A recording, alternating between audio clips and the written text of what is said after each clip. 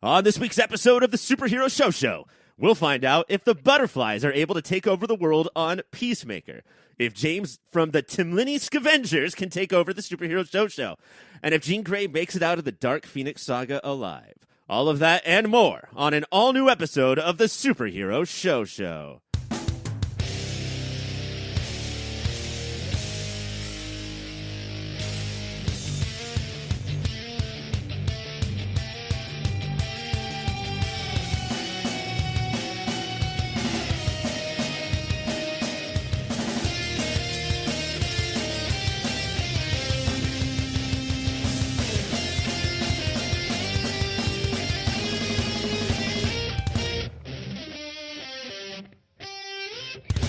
Hello, nerds, and welcome to the Superhero Show, the only podcast on the internet that has reviews, talks, discussions, reflections, thesauruses about every TV show based on a comic book, period. Just comic books. That's all. That's all that I'm going to say for this intro. My name is Ryan, and I will be your non-Cassie for today. And with me, as always, my right-hand person, my left hand of the law, my partner in crime, but crime does not pay, so we actually don't commit crimes. It's Katelynn. Oh, hello. I have so many hands, and then I have one sprouting out from my head, too, because you cannot have too many. That's my hand, my high-fiving hand. You know, I thought that you couldn't, and then I saw that one coming out of your head. Yeah. And I was like, you can have too many hands. Yeah, I could. But, that's what happens when your parents, make you in a radioactive zone. And why did you choose the one that is covered in pink goo to make your high-fiving hand? That's why my favorite color is pink, because the pink goo just comes out of my top hand. Drips on your head, hits over people. Yeah.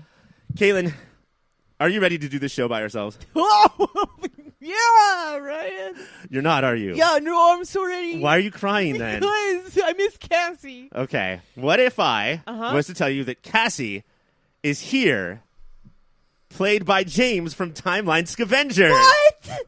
Hey, what's up, everyone? It's Cassie. Hey, I'm Cassie. What's going on? Low key. Wow, Cassie. We're not reviewing Loki this week. I don't know why you said that. Well, I don't even.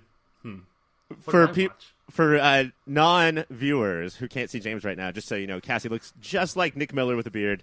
It's important to point that out every time I see James. Katelynn, today you will be Schmidt. Okay. I will be Winston, and we don't need no Jessica Damn Day. All right. Or Cece. Wow. It's just the boys here tonight. James. Yeah. Hi. Thank you so much for being here. Thank you for taking place with Cassie. What ways do you think that you're going to replace Cassie and maybe even surpass Cassie? Surpass the cast. Surpassing Cassie.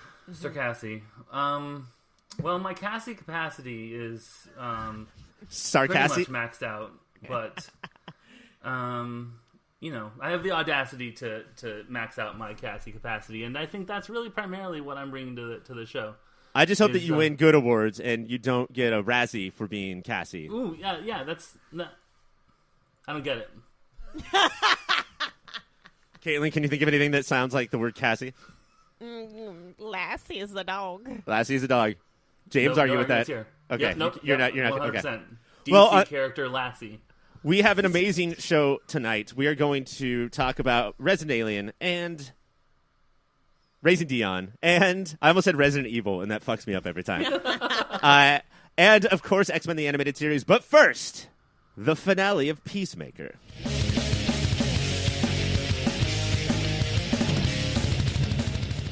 On the season finale of Peacemaker, Chris and the gang have made their way to the cow barn and have concocted a plan. Use Chris's remaining helmets to destroy the barn, the butterflies, and the cow itself. Just before they complete their mission, they and we find out about the butterflies' plans. Taste buds, did James Gunn, John Cena, HBO Max, and DC stick this landing? Oh, Ryan, I don't know. What? I was so on board, but Peacemaker's arc, I think, is what was really apparent in this. Like, he's changed so much, but I don't know if I buy that he would just not side with the butterflies. But here's why it's important, I think. If you saw the Suicide Squad, and we saw a lot of the Suicide Squad throughout this series, he kills Rick Flag at the end because he has to stick to his rules, his mission. And I think the big part of the arc is that he's saying, I can now think for myself, and what you want humans to do is not think for themselves. Mm-hmm. And that's why he had to do it. Although the Butterfly's plan didn't seem so bad. James, as a Trump voter, what did you think of everything that they said? We've lost James. James left. No, I mean, like, Let me read it for you, James, real quick. Yeah, please. You have ignored science in favor of populist leaders who tell you that the floods and the fires and the disease are unrelated to your own actions, valuing profit over survival, treating minor inconveniences as assaults on your freedom. So we made a vow to do anything we could to change your future. The thing is that it's such a far-fetched science fictional sort of concept. I know. For people Where did they come up with this? Like, it did throw me because it sort of was like, is this show allowed to do that? Which is funny because like it means that I'm not used to watching satirical comic book stuff, which I guess I don't know. Watchmen, I guess, is close as I've gotten. Definitely before this. I mean, I would say definitely more subtle than Song's final speech or Goff or whoever, but right. No, Watchmen definitely more. It's I don't know. It's social justice awareness on its sleeve. Yeah. What I thought was wild is that Peacemaker was able to make his decision so quickly. He was like, he heard the speech, he had his little flashbacks, we watched those, and then he immediately was like, no, I know. What has the tone mostly been like on this show? Because I think that the tone sums it up best. And maybe we should save this. I'm just going to briefly touch on this, and then we'll get to it more at the end of the segment. But having Flash and Aquaman have a conversation about Aquaman fucking fish. That's, I would say, the tone of the show. Okay. I was not expecting that. Ryan sent us a text and said that there's something exciting that happens. And which I saw the morning it came out. Yeah, I saw it. It was spoiled for me on Twitter immediately. Really? Yeah. I, for some reason, stayed off Twitter this week, but I did not know, and then Aquaman came on the screen, and they were first black silhouettes, and like you couldn't see what it was, and it's like, okay, they're just gonna put like stick figure people there, yeah. And then we get light shown on freaking Aquaman and the Flash, and Aquaman is fucks fish. That was the best part. I love that. I don't think Zack Snyder's opus even went that far as to have comic book like this is Harley Quinn cartoon level joking around right here. Right. It was a weird place to put satire, I guess is my thought. It started off with like, extended not fart humor, but like fart humor with like in the thing. And it did sort of like, silly stuff with like the bird and stuff like that. And then to have it be like the climax be this sort of hey society, look at yourself. I was sort of like, I mean, okay, I guess so it was. You're talking about the opening fart jokes with Vigilante and Peacemaker. Right. Actually, very good. It wasn't unlike I laughed. Trey Parker and Matt Stone stuff, where it was like silly, gross, but meaning. Yeah, I think that's a good way to put it. Is that and South Park became so known for its final message at the end that it then made fun of itself and started to fold in on itself, but. I think the best way to put Peacemaker is somewhere in between Guardians of the Galaxy, which is very Disney-fied James Gunn. And then if you guys have ever seen James Gunn's earlier stuff, like he worked for Trauma for a long time and then made the movie Slither and the movie Super, which are much darker, grosser satires. And I think Peacemaker allowed him to be right. I love Guardians. I think James Gunn loves Guardians, but it was still a little too Disney-fied for him, I think, to be fully comfortable. What did he work on at Troma? Those two movies primarily, or that was after he left Troma. Okay. His big one at Troma was Tromeo and Juliet, a personal favorite of mine. Okay. Did you? I mean, was the cameo at the end worth it? Was it exciting, or was it more jarring? I think it was. It just came out of nowhere. Like I think it would have been the same with or without it, because we don't know that they called these superheroes or anyone called them. Like, yeah, he said you're late. Yeah. I didn't know when he called them. Yeah, it's like, when did you call them? If we would have had a phone call like, hey, yeah, we need some help or something. When Tasty was on the phone with her mom, wasn't she? Amanda Waller did it. There you go. That's what happened. Oh, yes. Because they Amanda said the Waller. Justice League earlier, and I was like, right, DC. Okay, that brought me into this was a DC show halfway through the episode. Yeah, and we also find out that Green Arrow is a brony. Yes! Which is a term I haven't actually heard in a while. Yeah. Is that still a big deal, guys? I think the bronies have left us, but Really? the bronies always in your heart. So bronies have Flop, moved flop. on with the Juggalos to be even more over there. Elusive bronies now. Katelynn, you brought up John Cena's arc, or Chris's arc. Yeah. And I do want to hit that hard because in your guys' viewing of this show, there was an attempt made for sure. Mm-hmm. But would you say that they took this guy who is kind of the worst? Not the worst, because his racist dad is the worst, right? Mm-hmm. That's the scale that we have been set on. But kind of the worst in that he loves a particular kind of music that only terrible people like. He is basically trailer trash with a costume. And very thoughtless. I think that's the biggest thing, is that he was so selfish. Mm-hmm. Did this arc work? Did it land in the right place? I think it definitely worked because, like, I didn't think that he would choose not butterflies, but I do think that Chris has made a huge arc from Justice League to what movie? Suicide Squad. Suicide Squad to here. He regrets what he did to Rick Flag. And you can see that because it reminds him of what happened with his brother, and he doesn't want to be like his dad, so he had to take out his dad. Like, you see the huge arc that he has taken from there, and the reflection that he's doing, and he's like, by the way, I don't have friends. And him realizing, like, I am alone. I don't want to be alone anymore. This is how I can change, and these are what I'm going to do. Like, or just training an eagle to hug you does not mean that you're not alone. Yeah. You are still alone. You're still alone with your eagle. We didn't get a lot of eagly this episode. Well, he needed to do that joke of, and then we got the line from Vigilante of, Peacemaker's biggest flaw is that he thinks Eagly is way more capable than he actually is, which is true. We did get Eagly. That's right. James, I want to talk to the question I want to ask you is, this being your first drop in, but you've watched a lot of comic book TV. Right. We have a lot of action in this episode. In particular, a almost oneer, not really, but like a let's follow our heroes as they run from the forest to the barn. Right. How is TV action working for you? Does it still feel like the first days of Agents of S.H.I.E.L.D. and Gotham, or do you feel leaps and bounds here?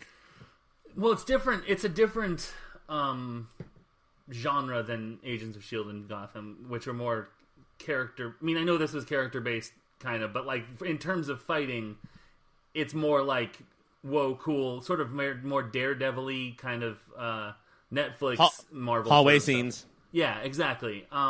With like blood, and loss of limb and appendage sort of stuff. It worked. Yeah, I was fine with it. I thought it was cool. Do you guys always have the feeling, though, that you're still watching a TV show and not a movie? No, I feel like Peacemaker definitely felt like a movie. It like 100% felt like a movie. Like, this was not CW quality. Does Chris do cooler things with his shield than Steve Rogers? There were some pretty awesome shield moves in here. Yeah. The shield was pretty cool, but I didn't see anyone jump off the shield, and I think that's one of Captain America's coolest trademarks. I thought when Chris was sliding down the mine, yeah, the shield was sliding down with him, and I thought he was going to do something like get on the shield and toboggan or something, but nothing. Right. Didn't Captain America do that? Didn't he surf on his shield? Someone surfed on his shield. Falcon, I think, or Winter Soldier in the last show. Yeah. The thing about fights that always gets to me is if I am watching a fight for long enough, the concept of a fight choreographer comes into my head, and it kind of takes me out of it only a little bit. Like, it's still cool, but not in terms of it actually happening, but in terms of execution of choreography. Right. Which is the same thing that happens to me with musicals, honestly. Yeah, for sure.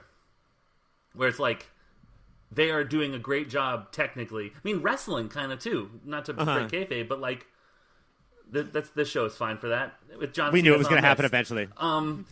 But where it's like, the story doesn't matter to me, but whoa, that is impressive that they did that athletic maneuver or that acrobatic maneuver. Right, and I started thinking about like John Cena is a wrestler, but Jennifer Holland, who plays hardcore, is not.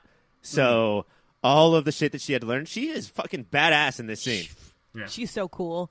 Even from the first episode, it's like she's got that hard attitude where it's like, oh, it's so cool. But like, Yeah. I was talking about this with Mike, and we were talking about how this is such a trope, especially for female characters, of like, I'm too cool for everything.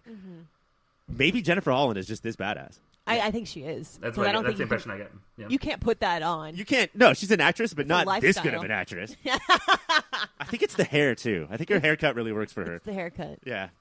I really liked the when what is her? I shouldn't call her. I shouldn't keep calling her Tasty. What is her character's name in this?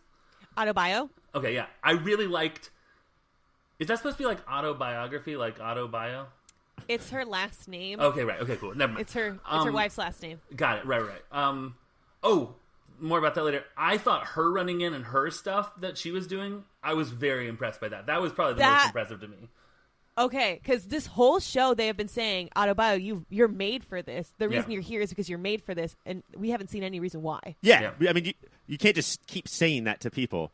Or maybe you can, and then eventually they'll believe it. But she had a moment. Basically, the whole series, Autobio has been on the verge of tears, being like, what the fuck is my life? This is insane. And then in this one, she had a moment where Economos Economos, I think, yeah. is like, Autobio, you can't go out there, you're going to get hurt. And the camera sweeps up. She turns around. She's like, we're part of a team. And then she takes out everyone like, poof, poof, poof. Yeah. It was and then really Economos breaking his leg. But that doesn't. Oh, God. Yeah, that was disgusting. But that doesn't stop Autobio. Autobio is not such an action star that right when we need her to say activate, what is it, the Sonic Boom or Boom, whatever? yeah. She drops the walkie-talkie immediately. Come Yeah. on, man. Yeah, that was part funny. of the team. That was Or funny. when she activates Torpedo Helmet, she accidentally runs into the wall the first time. Yeah. That was the most realistic thing I saw in this show. That's what I think. This show does a really good job at writing the line of it's funny and this is probably what would actually happen in real Yeah. life. I do. There's two charges in the human torpedo hat, and Chris activates the second one and sends Autobio into the cow. Yeah. I'm not positive she's coming out of that alive. Yeah. Like, Yeah. I think they're both very lucky that she came out of that alive. Well, Okay, it was the she's season very finale. Like, I was like, Yeah. did he But just- but the cow does look squishy, does it not? Yeah, it does. It looks like a giant booger. I could take a big nap in that thing. I don't know if I want to take a nap in a booger, but And then she does the thing that always grosses me out more than anything that we don't focus on enough in sci-fi stuff, where she is covered in goo, and she lands, and then she spits a lot of it that, out. Yep. Yeah. Yep. That So was what I much was of gonna that say. cow was in her mouth. I would almost rather die than have to do that. all the cow guts. And then I realized, I was like, wait, she had a denim jacket on when they were in the hospital. And then it's like, oh, it's red now because It's goo covered. It's blood. You know, back in the day, that's how they dyed their denim jackets red. Cow goo. Jumping full force into a cow. Absolutely. Yep. Earlier, James, we had talked about fight choreography, much like musical choreography. Katelynn and I have talked about this for the last 8 weeks straight. We, in fact, memorized the intro and performed it for our listeners. Yeah. But I just wanted to give you an opportunity to discuss what you saw in the opening credits of this show. When you have your villains dance, and I don't mean to take this back to Marvel, but I'm going to immediately do that. So in an episode of season 2 of Agent Carter, there's a big musical scene in which she doesn't get a verse, but one of the main villains is in the dance ensemble. And so if you are looking for her, you see her, and I love that. I love when someone who isn't part of the gang is dancing with them. And I think, or like even that the racist dad. Is his character's name Racist Dad? Racist dad, yeah. Wow. Him dancing, like having it be like, no, everyone's dancing. Everyone is doing this dance. I found that very lovely, and it at least gave me a thought about what the tone of this show was going to be, which it mostly pulled off, I'd say. Jennifer Holland, who has been an absolute social media superstar since Peacemaker debuted, showed some footage of them learning the dance moves. Yeah. And I think they did it first. And what a grueling bonding experience. Like, if you want everybody to feel like part of a team, put them through that. Yeah. Dance class. I had my eye on Steve Agee the whole time because I most identify with him. And, like, is he doing it? He's doing an all right job. All right. Good job, team. Go team. He's got one move where he, like, sends a shiver all the way down his body. That's amazing. And I do want to compliment Race's dad for using his normal body to do the dance moves because he is actually made of liquid metal, and you would think he would use that. Sure. Yeah. Yeah. Well, Maybe guys, Katelynn, is this something you're recommending to people? Is it hard to recommend because of the content, or are you telling people to watch this? I would tell anyone who has watched the Suicide Squad to watch this. I think it's very important that you watch Suicide Squad. Otherwise, I don't know if it lands because Cassie, she didn't watch Suicide Squad, and she fell off immediately. Yeah. So that was also me. I watched. They Fast and the Furious this. Let me see if I have it right. I watched the Suicide Squad. But Hobbs and Shaw present the Suicide Squad. I didn't watch Suicide Squad. James parentheses Gunn. 2, the new one. This is the one you need to watch, James. That one I didn't watch. James, yeah, you need to watch that one. Okay, I will. That's the good one. I thought. Listen, here's an unpopular DC opinion. I thought Suicide Squad was fine.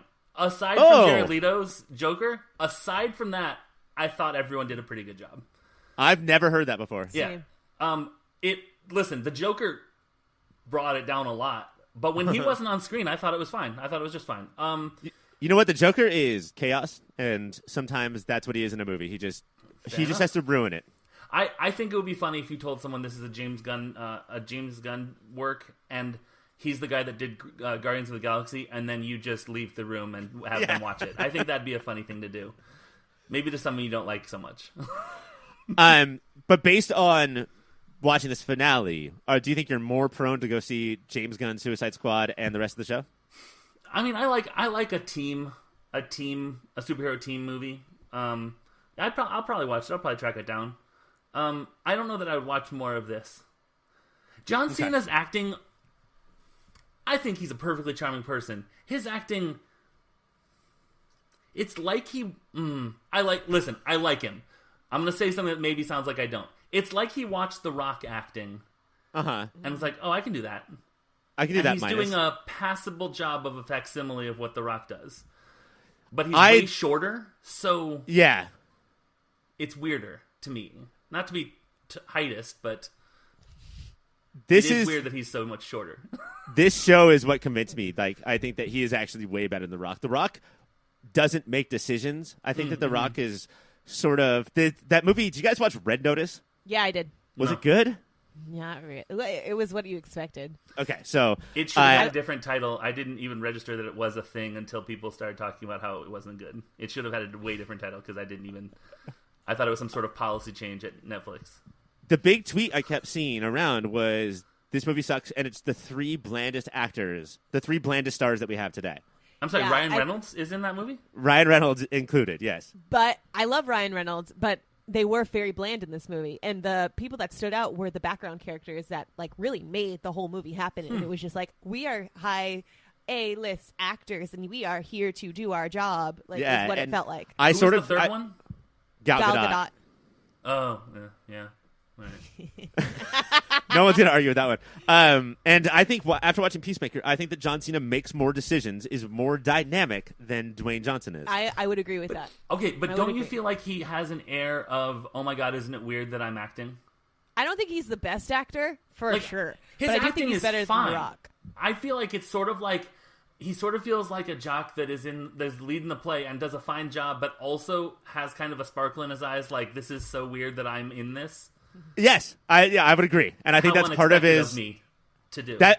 I don't think he's going to get nominated for Oscars, but yeah. I think you're right. We're kind of impressed that you look like that, and you can be fine. You can be B-, and I'm not saying it is necessarily a good thing. I feel like he's kind of winking at the camera, like, isn't it like when he's talking really eloquently? You know, when he has a suit on, we're like, oh my God, it's John Cena, but then he's like, hello, how are you? I'm John Cena, blah, blah, blah. That's the same sort of thing, only with acting, where you're like, whoa, he cannot be a wrestler. But I'm fine with him not being a wrestler. He's far enough into his career that he doesn't have to have that irony. And I feel like he's sticking to that irony.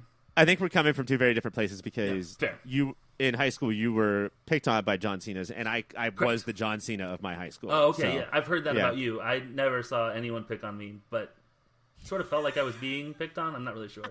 Yeah, I was doing it from far. Yeah. You just didn't even know. It was under the radar. Picking on Did you Katelynn. get the you can't see John Cena reference that I just made? Because that's the only time I'm going to make that joke. I'm sure you're going to make it again. You won't see it coming. Peacemaker is over. Please check it out. I heartily recommend it more than these two nerds. Katelynn, you said that I don't know why I'm thinking of this right now, but you said that we were just outside. We were doing our pre-show meth. Yeah. And you said that you are thinking of a website. Yeah, it totally was. And when we were doing our pre-show math that we always do, I was like, there's something that I need on a website right now, and it's got to have a lot of pictures, maybe some videos on it, and I need it to be all about toenails. Toenails. Yeah, not like the designs on them, but just toenails in general. And I'm not talking about like a feet fetish thing. I'm talking about just the nails.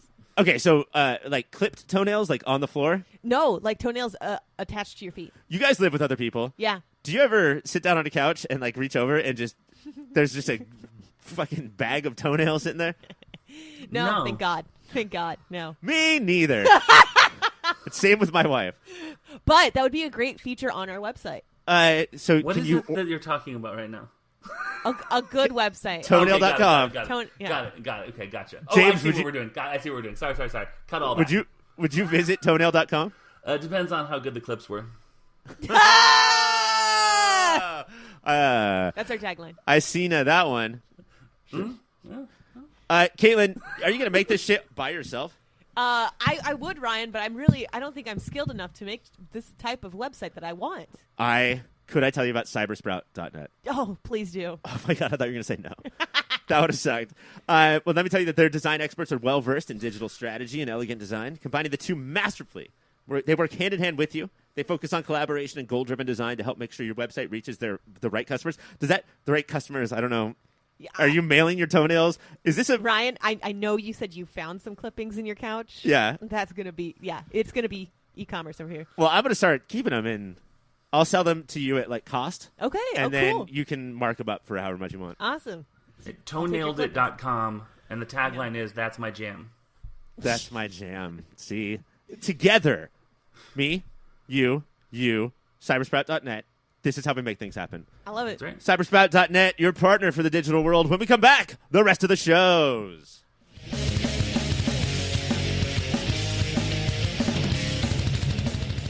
And now it's time for the pull list. On this week's episode of Snowpiercer, Alex finally deals with her parental figures as a track obstruction uncovers a painful past.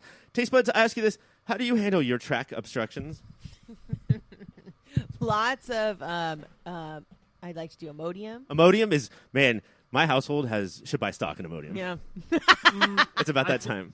Don't take Imodium if you're having track obstruction problems. That's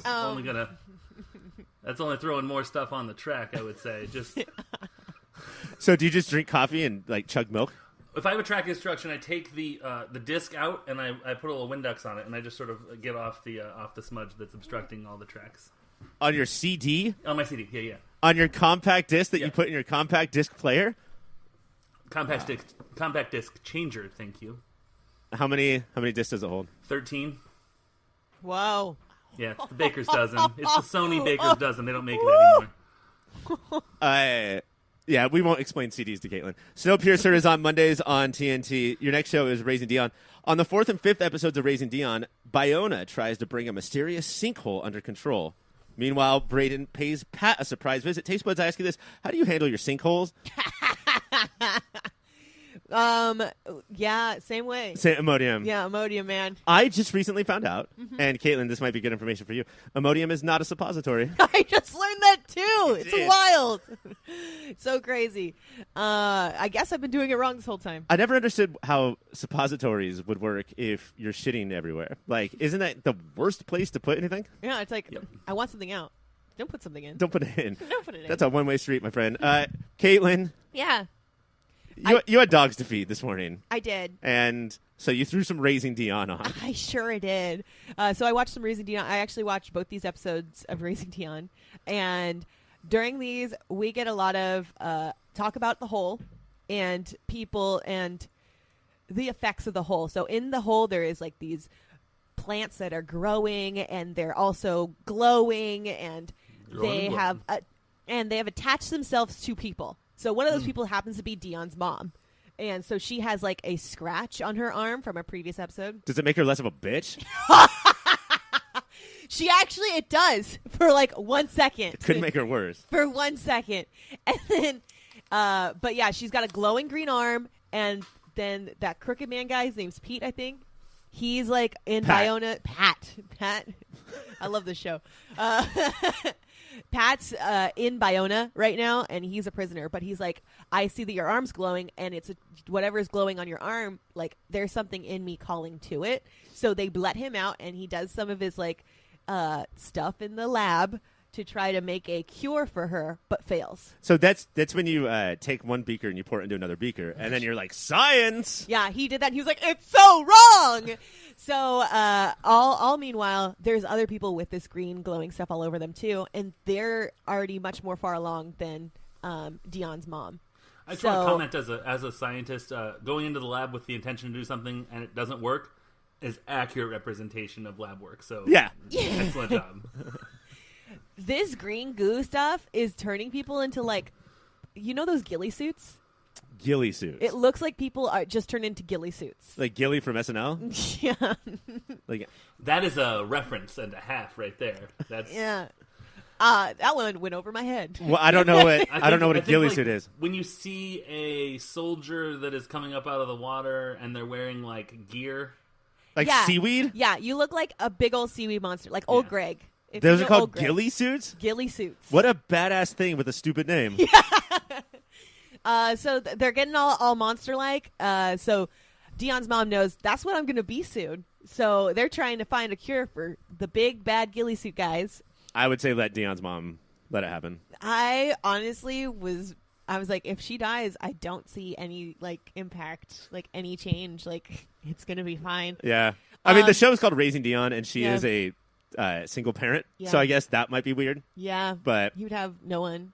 No one's raising Dion. You'd have his aunt. But yeah, so they end up finding a cure because a powered girl puts all the beakers in the air and mixes them together, and then that obviously makes a cure. Good science. Yep. Yeah. Science is so easy. And then when they inject it into ghillie suit guy, he dies. He looks like he's getting cured, and they're like, "It's happening. He's curing." And I was like, "They ain't gonna fucking cure him," and he fucking dies. I have a follow up. I have a really quick expanding question. What the fuck is this show? Well, there's a kid named Dion, and he has superpowers, and it's all about his mom raising a kid with superpowers. He's okay, got it, yeah, 8 years old, and this is season 1 of the television program. Season 2. Oh, okay, all right. Oh, okay, season never mind. Yep. That's fine. Yep. Season 1 was a big deal because Michael B. Jordan produced it and was in it, and then died at the end of the first episode, and then people were like, "Well, I guess we'll watch the rest." Yeah. He Drew Barrymore. Got it. Yeah, so that was probably the most exciting thing that happened. Because Dion, he was just being a kid the whole time, which was cool, you'd think, but also it was very boring. So, do you think you could figure out a moment of the week? Moment of the week is probably when the evil child, Damien or something. Braden. Oh, what Damien a is a good Braden. shot, though. Excellent shot. Yeah. Yes. So Dion's the good child with powers. Damien or Brendan. Why did you say Brandon when talking about evil? It's Braden. It's close enough. So Braden, the bad child, has the Crooked Man inside of him, and he uses the Crooked Man powers on top of his own powers, and he like goes and intimidates people, and it's pretty cool. So one time he goes and intimidates the guy who used to have the Crooked Man in him, which was Mary. Yeah, that's my moment of the week is when he intimidated him, because I was actually pretty scared of this child for a moment. But so this is Hellstrom, basically. This is the television show Hellstrom. Got it. Yeah. My moment of this week was our fucking kick-ass Peter, Paul, and Mary reference. We are on it, guys. Raising Dion is on Netflix all the time. Watch it with Katelynn if she has to feed the dogs next week. Yeah. The final show this week is Resident Alien. Guys, the Resident Alien crew goes on a camping trip this week. Oh. And because Harry has to send a message to his people, like E.T., that fucking smoking hot alien E.T. had to in that movie. But Asta's worried that it might be a bomb. And it's not a bomb.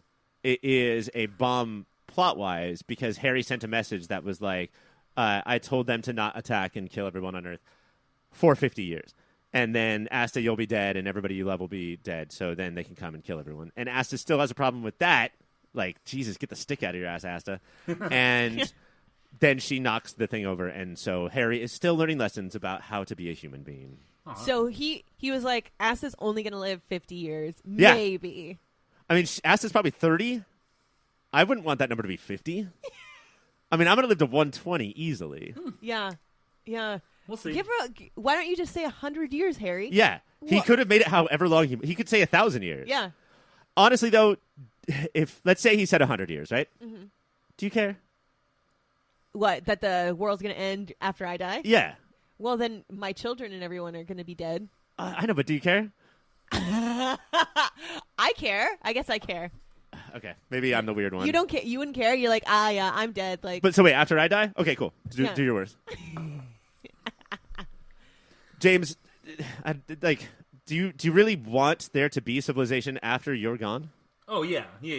Because then I can, really. Who will build the statues? I was just going to say that. Like, who's going to build a statue of me? Where is my town center? Where is my center square? All right, this is not I've buried Hollywood Squares. a certain number of objects in the ground that are going to erupt in 100 years. So yeah, I need civilization to be around to see what that's about. Okay, so you just want your own crazy ass plans. Confetti thing. Did you say Confederate? I did not. I did not.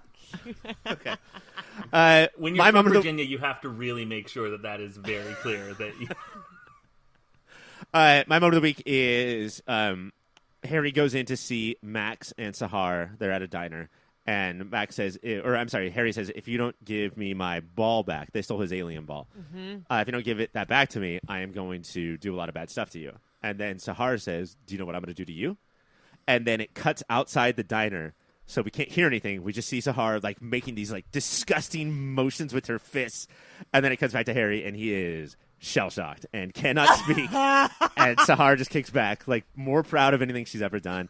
She is the best character on television. Resident Alien is on Sci-Fi on Wednesdays. That's the poll list, guys. We fucking did it. Wow, we nailed it. Well done. Do you guys want to talk about X-Men? Let's do it. Yeah.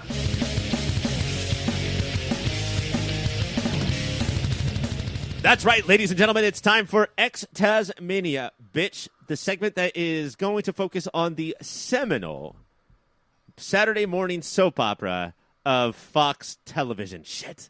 Why do I never write this down? Did I miss it? What does Cassie usually say? I don't know. Okay, good. Thank you, Katelynn. I zone out every time. She's so boring. Yeah, you know? She's like monotone. She doesn't change her pitch as much as we do. Yeah, you know? Woo! So when we start off, we are in the forest. This is Dark Phoenix Part 4 of 4. This is it, guys. This is where we see if Phoenix lives or dies, if Jean lives or dies. And when we start off, we are in the forest with the X-Men trying to be like, hey, Shear, I think. Paul Scheer, back the fuck up. Yeah. Why don't you let us handle Jean Grey? Which I like, being a lifetime comic book reader, this is always the mutants thing of no one should ever tell a mutant what to do. Mutants will handle it with mutant justice. Mm-hmm. Are the Shi'ar, and we're going to get called Mutant Justice? Because that sounds awesome. There should be. I think it would not be the kind of book that we like. It would be just a bunch of right-wingers saying Mutant Justice is a dead mutant. We're going to talk about this a lot. We talked about the butterflies on Peacemaker, but do the Shi'ar have a point here? Are you constantly in this episode going, maybe the Shi'ar should handle this? Almost all the time when they're like, we should just kill Jean/Phoenix because it's too much of a detriment. And she's possibly going to kill all of us if we don't kill her. So yeah, no, I agreed with them the whole time, and then freaking Professor X had to come up in here and fuck shit up, as he normally does. Yeah. Given what happened, yeah, they should have. Like, I mean, if that was what was going to happen, then yeah, just take her out and then it'll be fine. Like, Barack Obama called Osama bin Laden the Dark Phoenix of terrorists. Like, isn't that right there enough? Isn't that all we need to know? It would be funny if he said the Jean Grey of terrorists. The way that I look at it, though, like, the Shire said when it comes to this Phoenix thing, like, we see it, like, when it comes to Jean, we see it in black and white, and they were like, well, we see it Jean Grey. I like that. That's very good. I had some gray jeans back in high school, and they were just not a good fit. I think we're dwindling here. I think. I feel like the Phoenix as a mythological creature is the most Deus Ex Machina thing that you can possibly do. It has no stakes. It's just going to come back to life. This is a side that Marvel goes to a lot, which is we have Daredevil. In a world where we have Daredevil, we have cosmic beings that created life. And sometimes in crossovers, Daredevil will just be like, oh, shit, it's Ego, the living planet. Yeah. I guess I'll get my Billy Club. Yeah. And that's what that's what the Phoenix is. This entity is just like this creator of life that flies around space.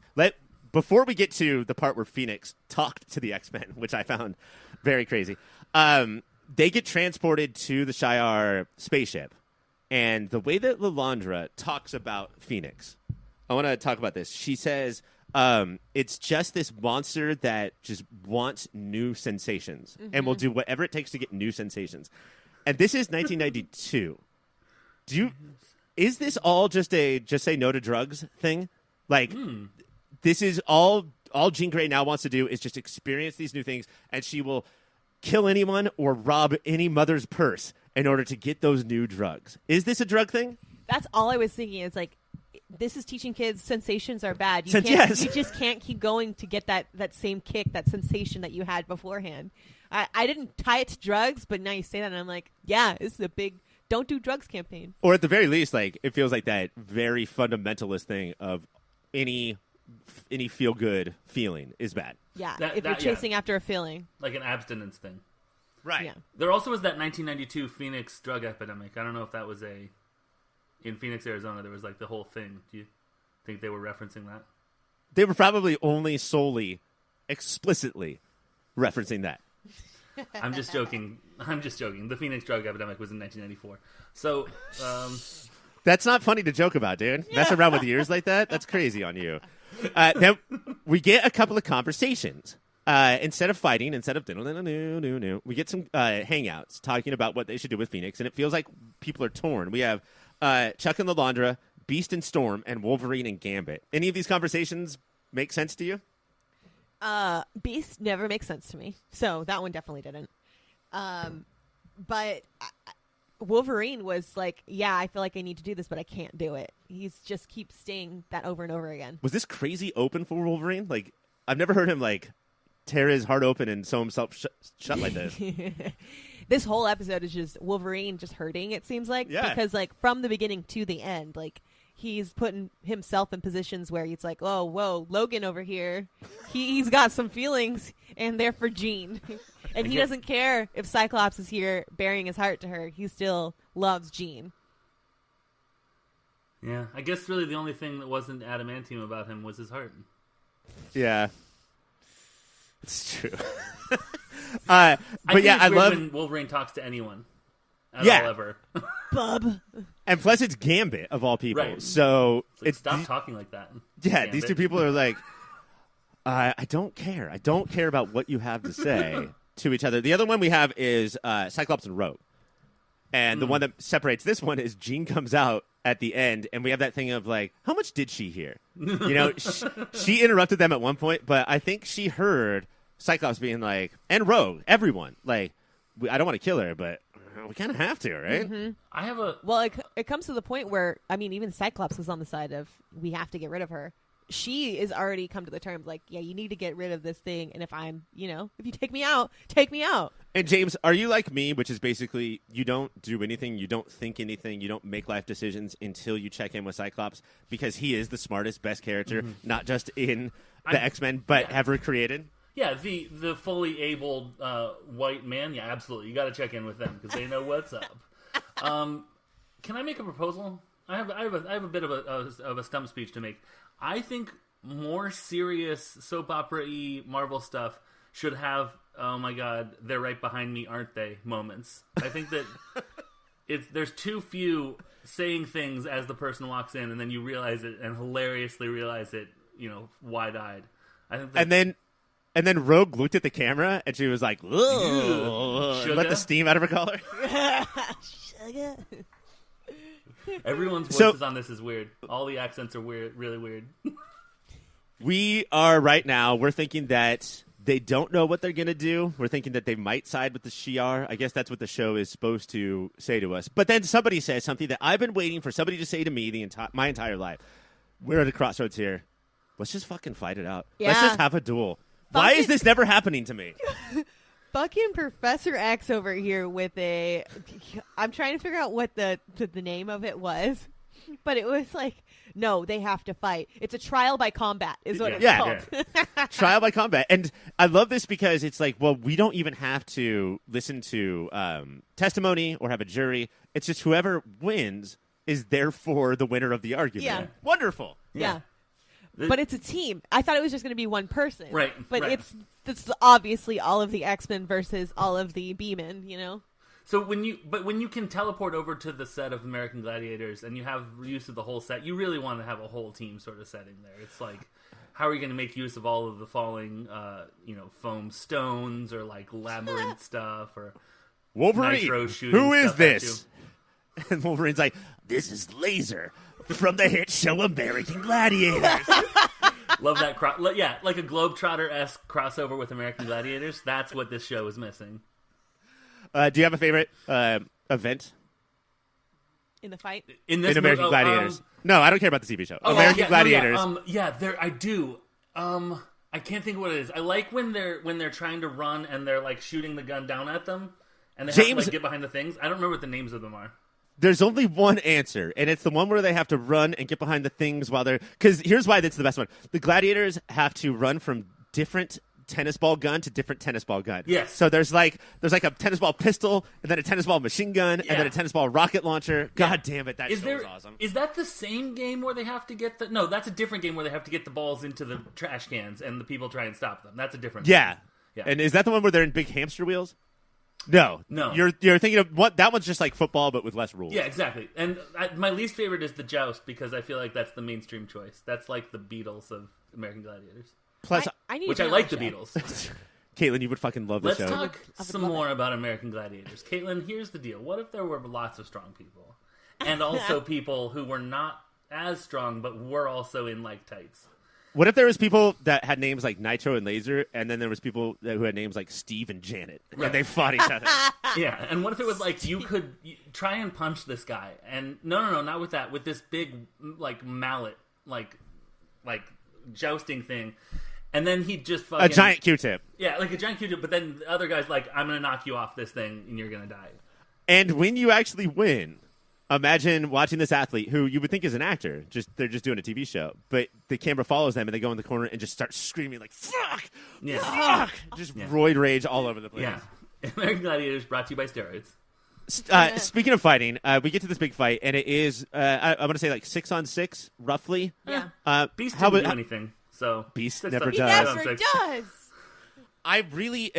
I really hope that Cyclops removes himself from this permanent LVP thing, and it's Beast, right? Can we just Beast, say 100%. Beast? Yep. I think I've always put Beast in there. Thank you. I couldn't even remember. I was like, is he even on this show? I know he was there. I know for sure he was there at the beginning of this show.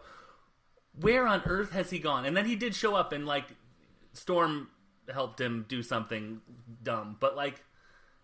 If I was Jubilee, I'd be like, but Beast can go? Yeah. Wait, like, sure. I have to stay home, but Beast can go? Why isn't Beast in DC trying to affect governmental policy on mutants? That's his job. Well, he's a Marvel character. All right. So anything about this big fight we need to talk about? Was there anything that stood out? No.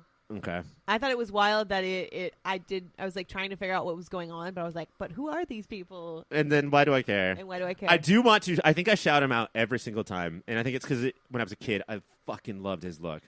But the Gladiator, it's important to point out that Gladiator is the most powerful being in Marvel and DC. Gladiator could destroy Superman, and if you don't know who I'm talking about, he's the guy with the big pink mohawk. Mm-hmm. I love him. I saw him, and I was trying to figure out more about him because I was like, you look pretty cool. You're a stud. I need to know more about you. But now I know he's Gladiator, and he's got a mohawk. Next week, should you build a website about Gladiator? I should. A fan website? All about his mohawk. The American Gladiator website. Oh, shit. We have done a lot. We've said the G word a lot on this episode. And then it finally turns, like it always was going to X-Men versus Jean. They have to fight her, and they keep saying, well, we can't, but I will, and then hit her. And then, but we can't. And then it gets to the point where she's dead. And the Phoenix comes down and says, wow, that was a crazy journey I was on. I don't know what you guys thought, but I experienced emotion. I was like a human. Do you remember the movie Dogma? Did you ever see the movie Dogma? Of course. Well, Katelynn, in the movie Dogma, it's like, what if there were a bunch of buff people and they all had names like... No, this is about God. So, in the movie Dogma, to spoil it for you 100%, do you mind if I spoil it for you 100%? Do it. So, God is trapped in the body of this comatose old man, right? And they're doing... It's a whole thing about, like, right to live stuff and whatever. The solution is you have to let this guy die, and then everything will be fixed. Because Alanis Morissette will come, and she's God. But this is all true, and it does make sense, kind of. There's so much conflict about, no, we can't let this old man die. We have to preserve his life and stuff. That's like this. They're like, we can't hurt Jean, the Phoenix, the thing that is a mythological creature, which will come back to life for sure when you kill it. We can't hurt it. Let's not hurt it. Let's pull our punches a lot. And then they do kill it, and then it's fine. It's like I think what was crazy is that you had like the whole like Jean and Cyclops like, baby, I love you. Like, don't do it. And I gotta ask, over these 4 episodes, is Phoenix, we may have already talked about this, Katelynn, but is Phoenix manipulating Jean and Cyclops? So every time she's about to die, Phoenix turns her back into Jean and says, but Cyclops, I love you. Cyclops. And then Scott's like, oh, you're back, okay. And then Phoenix is like, just kidding, bitch. and then punches him really hard. I'm gonna put on your old costume. She That does was put on weird. her. Yeah. I thought it was weird that she packed. Like, they got all of a sudden, like. That's for taken- sex stuff. That's role play shit, Katelynn, just so you know how couples work. Remember the Okay. 60s, baby? When we were all repressed students and had to go to class? Yes. This is what I wore. And so she had a costume that she brought with her, and they loved each other. And then Cyclops was like, I gotta do it, and dropped a pillar on freaking. Yeah, he didn't fuck around at some point. No. Did you guys, before we get to the final thing, did this look bad? Like, I felt like a lot of people, especially from far away, had like really long faces that had almost no detail. I thought it was just me, but this one definitely looked worse than normal. Like, there was a close-up of Wolverine, and it was just so pixelated. Yeah. And, like, I was like, I know my screen's bigger than, like, it was back in That's the day. true. But Before still, we were watching on like TVs, Right. like box TVs that were plugged in. But my guess is that these all came out within like a week instead of weekly, like it usually does, because it was a big event. And they were like, "Fuck, we gotta go! Time. Oh shit. Draw fast!" crunch time. And that's it. We need a 4th episode. What? We probably could have used a 5th because of how confusing this all was. Yeah. Then Phoenix, the Phoenix entity, says, well, Jean can come back, but she's going to take a little fire from your candle. And then Scott and if you know what I Logan get into a absolute slap fight about who is going to step up. And they just keep saying, no, I'm going to do it over and over. Like 8 or 9 times each. Like, no. And they were about to, like, slap each other. It did Yeah. look like that. It was like, no, I'm going to bring back Jean. I'm going to bring back Jean. I'm going to bring her back. No, I'm going to bring her back. And then they do the thing that makes the most sense, which is all hold hands. And so a little bit of fire gets taken out of each person. Right. And I straight up thought Gambit was going to say, no. Not from me, sugar. It's like a standing ovation, but like with a power circle where it's like, I don't want... all right, I guess. Yeah. Everyone else is doing it. Like, No, I say you take a stand by taking a sit, and you do not get up. fair enough. It's like, I don't have enough to give. Sorry, guys. Bye. Yeah, I already have so little life left in me. I think for the rest of this television program, all of them should have been just a little bit more lackluster. Like, where they normally have been like, let's go. Be like, all right, let's go. Because then it would be canon. They lost a little bit of their fire. But every single episode starts with a previously on, and it goes back to this episode where it shows they lost a little light from their candle. And the theme song is like acoustic. Yeah, it's like Death Cab for Cutie's version of the theme song where it's just like... Yeah. And then Jean Grey survives. And Right. I'm pretty sure famously in the real story that really happened in real life, she does not survive. I was really surprised when she survived. I was pretty sure she was going to be dead. And then when they were like, oh, we'll take a piece of you and make her back again. I was like, what is this? Why did we do this then? Or what would have been better than all of that is she comes back to life, but she is she's just throwing cards and has claws. Yeah. And eye blast shoots out. One like claw. a super scroll, but for X-Men? Yeah. I'd And be on she's board like- with that 100%. And she stinks because she's part Wolverine, and she stinks because she's part Gambit. Why do they all? And she's Beast. You know, Beast stinks. She just stinks now. And She's she's just a little stinky. bit more of a douchebag because she's part Cyclops. Dude, don't. I don't. No. I can't take this fucking anymore. This anti-Cyclops bandwagoning. And then the Dark Phoenix is over. Yeah. Yeah. 4 episodes. It's mostly successful. I was honestly super stoked for this episode because we had so much lead up, the 3 parts. And then this one, it was like, well, there was really no stakes. Nothing honestly changed too much besides the fact that we know Logan, has his feelings, but we knew that already. And that Professor X fucks, which, look at him, obviously. Right. So Whoa, what? Do you think Chuck is hot? no, but I do think that he would get down with people. Do you know do you know Yul Brynner? Do either of you know the old actor Yul Brynner? Yes. That's Professor X. And Yul Brynner was a mega stud back in the 60s. So like I guess, but he also I won't be ableist. Yul Brynner definitely not just the hairdo. Yeah. They share the hairdo, but the eyebrows. Yeah. They both had those and the whole vibe too. Yeah. Yeah. I get Yul Brynner more than Professor X though. Why? He always has What's a the one blanket in his reason? lap. The blanket in his lap. All right, let's get to the awards. James. Yep. Best power. Best power, Phoenix. Why? Because resurrection is always the best, because then the people don't die. You a big Jesus fan? Of course. Aren't you? If you're not, let me tell you about a mutant that I know. Is it weird that I'm a big Jesus fan, just not the people who worship him? No, I think that seems sensible to me. Katelynn, what is the best mutant power you saw this episode? The best use of power, I think it is that whole resurrection portion when everyone has to put together a piece of themselves because who knew that the Phoenix had the power to resurrect a person? Is this the stakes we're talking about? Hey, Phoenix, you can just do anything. Phoenix can do anything that she wants. Phoenix, I accidentally bought non-frosted Pop-Tarts. Can you handle that for me? They now Take have hands. frosting. Frosty, and it's a strawberry, and there's just enough. Not too little, just enough. Phoenix as Mary Poppins. Yeah, she took a little piece of strawberry from each other Pop-Tart to make it the best Pop-Tart.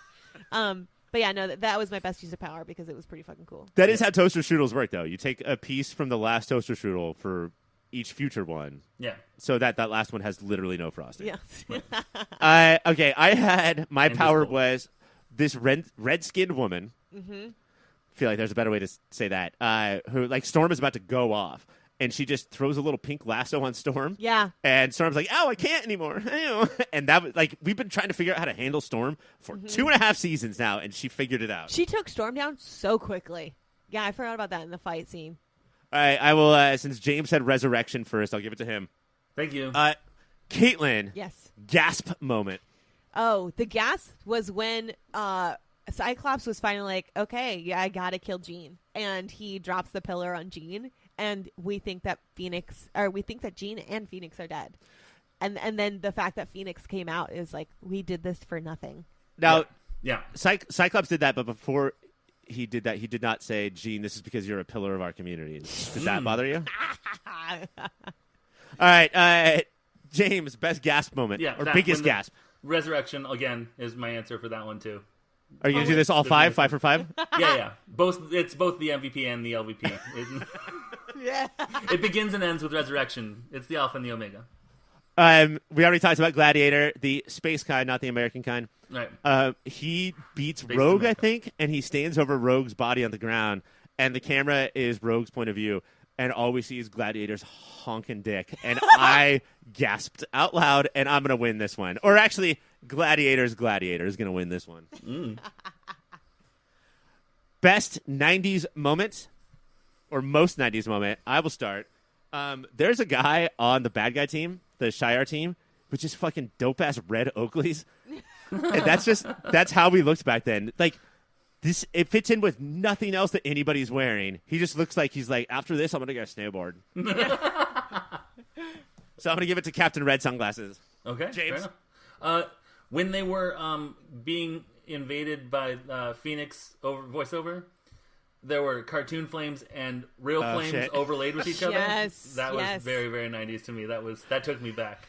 90s, that was like you were about to sit down for a fucking match of Magic the Gathering or Pogs. Yeah. And sometimes you would get like knocked out of sync because of all the red flames that were just in front of you all of a sudden. That's right. Actually, correct. Oof. That's a rough one, Caitlin. What do you got? God, that was exactly what I had. It was the fact that we had flames on flames on flames, and Yeah. it was like the real fire. Do people not who are making cartoons not know how much live action like disrupts you when you're watching cartoons? Like that's just you just filmed a fireplace and put it in front of you. What's funny is that nowadays I feel like it's the opposite, where the thing that distracts me is how CGI the flame is. Yeah. It's like we used to be able back in the good old days. We used to be able to have live action flames. What happened? We've lost our way. Yeah. It was Trump. No. Make America Caitlin, flaming again. That's what I said. the LVP. LVP, I'm just gonna have to say Professor X. Yes, he really of course. does fucking nothing. Well, I mean, Beast does a lot more of nothing, but like he's been saying this whole time, like we need to take out Gene, but like he has done nothing to help with it. He even says like, let's do a trial by combat in order to save Gene. It's like, where are you, Professor X? What do you really want? Do you know want why? to die or stay alive? It's because this fucking bald bitch knows that he can go back home and come up with a bunch more X-Men. So, Yeah. like, these are just soldiers to him. Yeah. It's disgusting. I also have Professor X, but it's for a different part. My favorite part of the episode is when everybody's talking about what they're going to do, and Chuck is like, Lalandra, I love you. Let's have a date. Yeah. And then they have a date, like, on the mental plane, and he's like, I love you. By the way, don't hurt Jean. And she's like, are you fucking kidding me? Right? You used this date for that? And she has some awesome line like, I've never been more disappointed in all the galaxy. He's like, just wait, baby. So I also think it's Professor X. She's like, an empress must be made of steel, I think is what she says. It's But- true. James, LVP? Beast, because I forgot he was a part of this television program. Yeah. Like, I love Beast. Beast is one of my favorite X-Men. This was not his arena, if you will. Like, he was not fighting. Weirdly, is not Beast's thing. No. And therefore he should stay at home. What he should do is be the Oracle. Be the person at the mansion Yes. in the chair, like Yeah. running computers. 100%. Wouldn't it be hilarious if, like, a fully blue furry person is the one they're like, Yeah. No, you you stay home. here. I'm going to give that to Caitlin because not only did she choose the right answer, but she also picked against her heartthrob, Charles Xavier. You Right. fucking weirdo. And then finally, let's do Caitlin MVP. MVP, I'm going to have to go with Jean because she is like ultimately the one to get Cyclops to drop that pillar on her and says, take me out. Take me out. Take me out. I need to go. Dun, dun, dun, dun, dun, dun, dun, dun. He's like, James, but we have so much we haven't done. She's like, that is such a good Scott Summers impression. But Jean, I love you. oh, Jane. My eyes shoot red. James, what do you got? Phoenix.